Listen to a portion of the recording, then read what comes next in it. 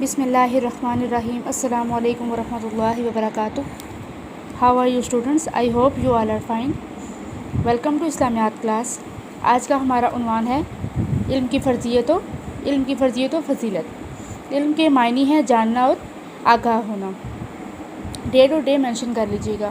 چونکہ چیپٹر کافی لمبا ہے، اس مختصر وقت میں پورے کو پڑھنا تھوڑا سا مشکل ہے، تو میں نے تمام جو مین پوائنٹس ہائی لائٹ کی ہیں میں آپ کو ایکسپلین کر دوں گی. آپ لوگوں کا ہوم ورک یہ ہے کہ آپ نے چیپٹر کو اچھے سے پڑھنا ہے، اس کے بعد یہ ریکارڈنگ سننی ہے. ہوپس ہو کہ آپ کو سمجھ آ جائے گا انشاءاللہ. یہاں پہ لکھا ہے علم کے معنی ہے جاننا اور آگاہ ہونا. جاننا مطلب کسی چیز کے بارے میں جاننا. آپ کو یہ پتہ ہونا چاہیے کہ میرا اچھا برا کیا ہے. جب انسان کو علم ہوگا، یعنی انسان کو آگاہی حاصل ہوگی، تو انسان کو اپنے اچھے اور برے میں فرق پتہ ہوگا، تبھی اس کے لیے عمل کرنا آسان ہوگا.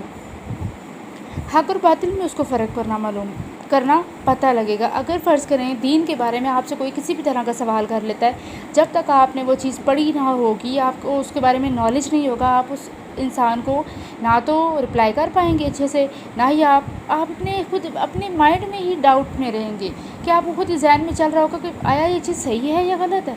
تو اس کا کیا رزلٹ ہے کہ آپ قرآن پاک کھولیں، تفسیر کھولیں، اس کو پڑھیں، اس کو دیکھیں، اور اس کے بعد اس انسان کو بھی جواب دیں، اور آپ بھی کلیئر ہوں گے کہ یہ چیز صحیح ہے یا غلط ہے. یہ ایگزامپل میں نے آپ لوگوں کے لیے دی ہے.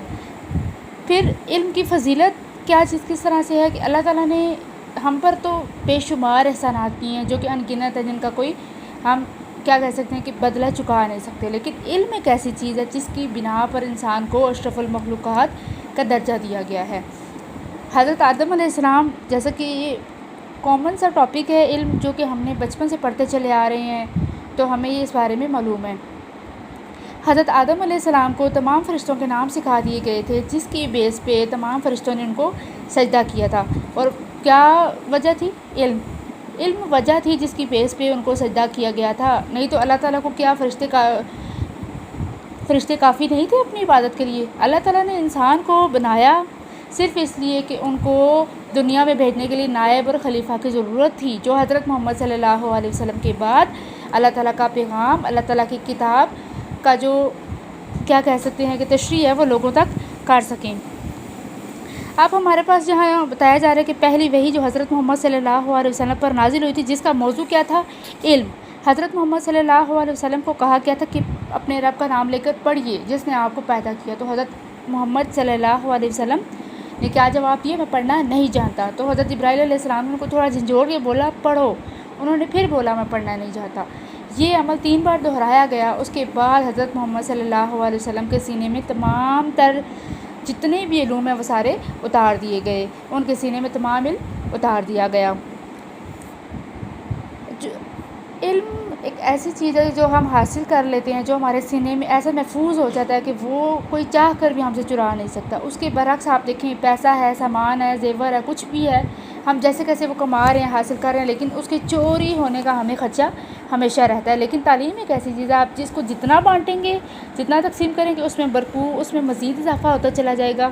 اور جو آپ کے سینے میں ہے وہ ہمیشہ محفوظ رہے گا، کبھی بھی کوئی چوری نہیں کر سکتا، کبھی کم نہیں ہو سکتا. تعلیم کو حضرت محمد صلی اللہ علیہ وسلم نے تمام مسلمانوں، مرد اور عورت کے لیے ضروری قرار دیا ہے. جیسا کہ آج کل ہمارے معاشرے میں دیکھا جائے تو کچھ ایسے کنزرویٹو مائنڈ کے لوگ ہیں، یا کچھ کنزرویٹو فیملیز ہیں جو یہ سوچتی ہیں کہ تعلیم صرف لڑکوں کے لیے ضروری ہے، یا پھر وہ یہ سوچتے ہیں کہ لڑکیوں نے تو آگے جا کے گھر سنبھالنے ہوتا ہے، تو ان کے لیے تعلیم اتنی ضروری نہیں ہے.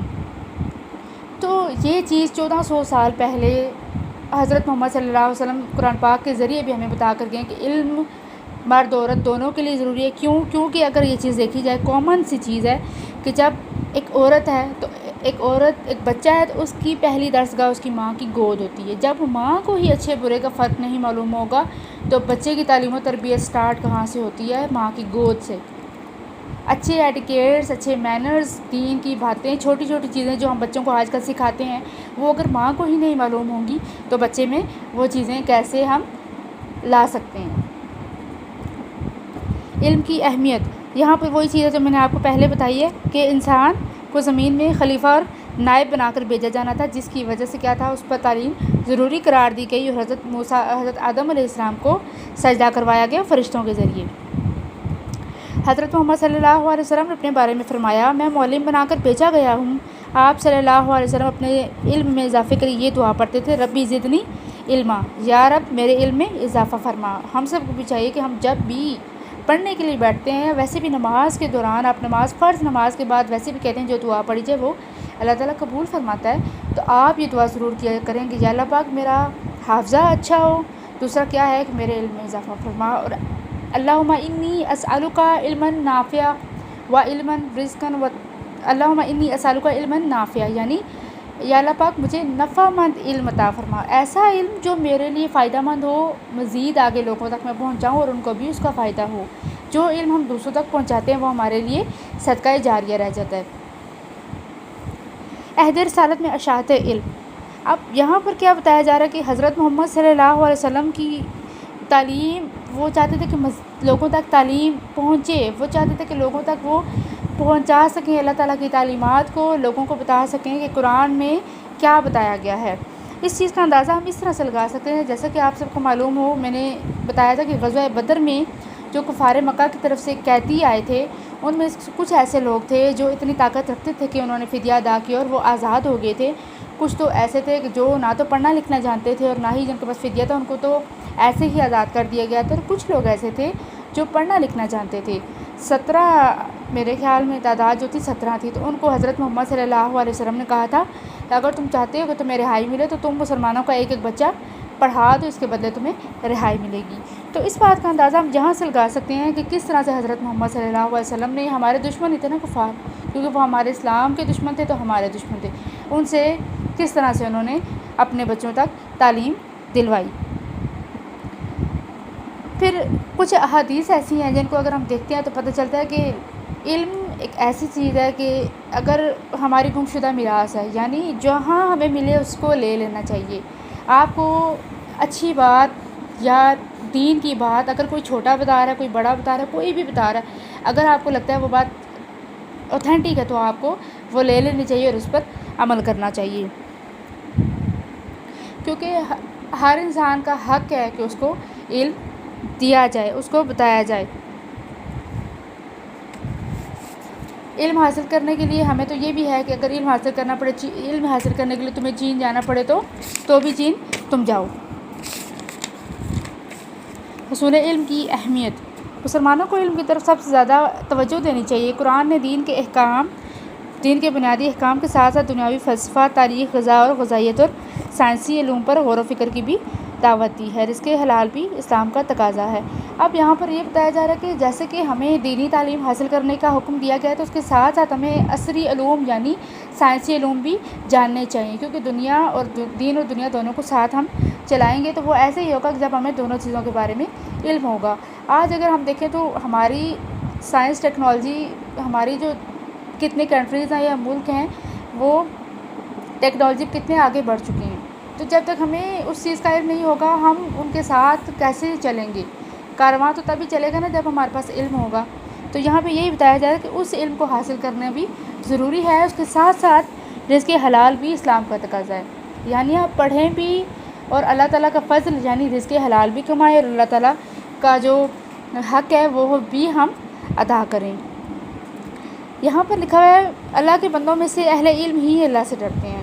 اب کیا ہے کہ جب ہمیں اللہ تعالیٰ کا ہم علم حاصل کریں گے تبھی ہمیں خشیت الہی حاصل ہوگی۔ خشیت الہی کیا ہے؟ اللہ تعالیٰ کا ڈر، تبھی ہمیں پتہ ہوگا کہ کیسے وہ کون سے عمل ہیں جن سے اللہ تعالیٰ ناراض ہوتا ہے اور کون سے عمل ہیں جن سے اللہ تعالیٰ خوش ہوتا ہے، تو ہم جو اچھی چیزیں ہوں گی ان کو اڈاپٹ کریں گے، جو بری چیزیں ہوں گی ہم ان سے رک جائیں گے۔ تو یہاں پہ یہی ہے کہ اہل علم ہی اللہ سے ڈرتے ہیں، جو عالم حضرات ہوتے ہیں وہی اللہ تعالیٰ سے ڈرتے ہیں۔ اور یہ ہے کہ اگر آپ کو کسی بھی چیز کے بارے میں علم ہے، کوئی آپ سے پوچھتا ہے تو آپ کو چاہیے کہ آپ اس بات پر اس کو چھپائیں نہیں، کیونکہ علم چھپانا بہت بڑا گناہ ہے، بہت بڑا گناہ ہے۔ میں نے ایک جگہ پر پڑھا تھا کہ یہ بھی لکھا تھا کہ علم چھپانا کفر ہے۔ تو آپ کو چاہیے کہ جتنی اچھی باتیں آپ کو دین کے بارے میں معلوم ہے، دنیا کے بارے میں معلوم ہے، ایون کہ آپ اگر کلاس میں ہیں تو آپ کو کلاس میٹ آپ سے کسی ٹاپک کے بارے میں پوچھتا ہے تو بجائے آپ اس چیز کی فکر کریں کہ میں نے اس کو بتا دیا تو شاید یہ اچھے مارکس نہ لے لے، آپ یہ بات کبھی بھی مت سوچیں۔ آپ اس کو بتائیں، جتنا وہ پوچھتا ہے آپ سے، جتنا آپ کو معلوم ہے آپ اس کو بتائیں، نہیں تو آپ بھی گنہگار ہو سکتے ہیں۔ یہاں پہ دیکھیں یہ چیز لکھی ہوئی ہے، مجھ سے ایک آیت بھی سنو تو اسے آگے پہنچا دو، اس کی تبلیغ کرو۔ اب یہاں پہ یہ لکھا ہوا ہے کہ کچھ لوگ کیا تھا کہ حضرت محمد صلی اللہ علیہ وسلم کی مجلس میں اگر شامل ہوتے تو کچھ اگر رہ بھی جاتے تھے تو کیا تھا، حضرت محمد صلی اللہ علیہ وسلم اپنی جو خطاب تھا اس کی آخر میں یہ بات کہتے تھے کہ مجھ سے جو بات سنتے ہو وہ منو ان، یعنی جیسے سن رہے ہو اس میں بجائے کوئی کمی بیشی کی ہے وہ آگے لوگوں تک پہنچاتے چلو، نہیں تو کیا ہے کہ ہم من گڑت باتیں جو بھی کریں گے تو ہم گنہگار ہو سکتے ہیں، جھوٹا قرار دیا جا سکتا ہے ہمیں۔ تو ہمارے لیے بھی ضروری ہے کہ ہم جو بات جتنی سنیں اس کو آگے اسی طرح ڈیلیور کر دیں، بجائے اس کے کہ ہم چھپا لیں، کیونکہ ہو سکتا ہے آپ سے جو بات سن رہا ہے وہ اس پر زیادہ اچھا عمل کرے۔ یہی ہے کہ جو حاضر ہے وہ اس تک میری یہ تعلیم پہنچا دے جو یہاں نہیں۔ تو یہاں پہ یہی ہے کہ اگر کوئی مجلس ہے، کچھ بھی ہے، محفل ہے جہاں پہ آپ ہیں اور آپ کے گھر میں سے کوئی 2-3 افراد نہیں ہیں، تو آپ جو چیز سن کر آ رہے ہیں جو آپ کو اوتھینٹک لگتی ہے ہمیشہ وہ چیز آگے آپ کنوے کریں جو آپ کو لگتا ہے اوتھینٹک ہے، بغیر کسی تصدیق کے وہ بات آپ آگے مت پہنچائیں، تو وہ چیز آپ کے لیے صدقہ جاریہ رہتی ہے، کیونکہ ہو سکتا ہے آپ کا جو سننے والا ہے وہ زیادہ عمل کرے تو اس کا ثواب آپ کو بھی پہنچتا رہتا ہے۔ ماں کی گود سے حصول علم کے لیے عمر کی کوئی قید نہیں۔ اب یہاں پہ بتایا جا رہا ہے کہ ماں کی گود سے لے کر گور یعنی قبر تک تم علم حاصل کرو، علم کے لیے کوئی بھی عمر مختص نہیں کی گئی۔ علم کی فضیلت، علم عظمت اور سربلندی کا ذریعہ ہے، زیور علم سے آراستہ لوگ اللہ کے زیادہ قریب ہوتے ہیں۔ اب یہاں پہ کیا بتایا جا رہا ہے کہ جن لوگوں کو علم ہوتا ہے، جو لوگ اللہ تعالیٰ علم حاصل کرتے ہیں وہ معرفت الہی سے بھی آگاہ ہو جاتے ہیں، یعنی ان کو پتہ ہوتا ہے کہ اللہ کے حقوق کیا ہیں، بندوں کے حقوق کیا ہیں، تمام عبادات کیسے ہم نے ادا کرنی ہے، تو یہ سب چیزیں کیا ہیں، معرفت الہی، اور ہمیں پتہ چل جاتا ہے کہ اللہ تعالیٰ کی ذات کیا ہے۔ جب ہم غور و فکر کرتے ہیں تو ہمیں 1000 سال کی عبادت کے برابر ثواب ملتا ہے۔ جب ہم کوئی چیز دیکھتے ہیں تو ہم اس کو سوچتے ہیں، ہم دیکھتے ہیں، ہم کہتے ہیں سبحان اللہ، یہ چیز کتنی خوبصورت بنائی ہے اللہ تعالیٰ نے، پھر جب ہم اس طرح غور و فکر کرتے ہیں تو ہمیں اس کا ثواب بھی ملتا ہے۔ تو یہاں پہ ایک حدیث ہے میرے ذہن میں آ رہی ہے کہ ایک عالم کو ایک عابد پر ایسے فضیلت حاصل ہے جیسے ستاروں پر چاند کو فضیلت حاصل ہوتی ہے۔ تو یہاں پہ یہی بتایا جا رہا ہے کہ ایک عابد ہے نا، تو وہ عبادت کر رہا ہے، وہ صرف کیا ہے اپنی زندگی سنوار رہا ہے، اپنے اچھے اعمال کر کے اپنی آخرت سنوار رہا ہے، لیکن ایک عالم ہے نا، تو وہ ایک عالم اپنے ساتھ ساتھ کیا پتہ کتنے لوگوں کی زندگیاں سنوار رہا ہے، کتنے لوگوں تک تعلیم پہنچا رہا ہے، اور کیا پتہ وہاں 10 لوگ ہیں، 20 لوگ ہیں، ان میں سے 5-6 لوگ بھی اگر سدھر جائیں یا پھر نیکی کی طرف آ جائیں تو وہ لوگ ساری زندگی اس کے لیے ثواب کا ذریعہ بن جاتے ہیں، وہ دنیا سے چلا بھی جاتا ہے نا تو وہ صدقہ جاریہ رہ سکتے ہیں اس کے لیے۔ تو یہی ہے کہ کوشش کریں کہ آپ جو بھی علم حاصل کر رہے ہیں، چاہے دین کا ہے، دنیا کا ہے، آپ کو جہاں لگتا ہے کہ فلاں بندے کو اس بات کا علم ہونا چاہیے اس کو بتائیں، آپ کے لیے ثواب کا باعث ہے۔ اب یہاں پر بھی حدیث میں بتایا گیا کہ حضرت محمد صلی اللہ علیہ وسلم تشریف لے کر جا رہے تھے تو انہوں نے 2 مجلسیں دیکھی، ایک علم کی مجلس تھی اور کون سی تھی، ایک علم کی مجلس تھی اور ایک حلقہ ذکر تھا، تو حضرت محمد صلی اللہ علیہ وسلم نے فرمایا کہ ان میں سے جو علم کی مجلس تھی وہ بہترین مجلس تھی۔ تو یہاں پہ یہی ہے کہ ہمیں یہی بتایا جا رہا ہے کہ ہمیں زیادہ سے زیادہ علم حاصل کرنا چاہیے، باقی لوگوں تک علم پہنچانا چاہیے، کیونکہ یہ ہمارا فرض ہے، لوگوں تک ہم علم پہنچائیں، اور جو انسان علم کے راستے میں چلتا ہے اللہ تعالیٰ اس کی راہیں اور آسان کرتا چلا جاتا ہے، اور جو انسان اگر علم کی راہ میں مر جاتا ہے یا کچھ ہوتا ہے تو وہ شہید کہلاتا ہے۔ تو علم سیکھنا اور سکھانا اللہ تعالیٰ کو انتہائی عمل پسند ہے، اور ہمیں بھی اس چیز پر عمل کرنا چاہیے، اور ہمیں چاہیے کہ ہمارا اسلام بھی ہمیں اس چیز کی درس دیتا ہے کہ جب ہم دیکھ رہے ہیں علم کہیں سے بھی ملتا ہے اس کو لیں، اس پر عمل کریں، اور اپنی آخرت سنواریں، اور مزید لوگوں تک بھی تعلیم پہنچاتے رہیں، اور ہمیشہ یہ دعا کریں اللہ تعالیٰ سے کہ یا اللہ پاک مجھے نفع مند علم عطا فرما، جس سے مجھے بھی فائدہ حاصل اور تمام لوگوں کو بھی۔ میں نے آپ کو اچھے سے سمجھا دیا، آپ نے چیپٹر کو اچھے سے پڑھنا ہے اور اس کے بعد اس ریکارڈنگ کو سننا ہے۔ اوکے جی، اللہ حافظ، اپنا خیال رکھیے گا۔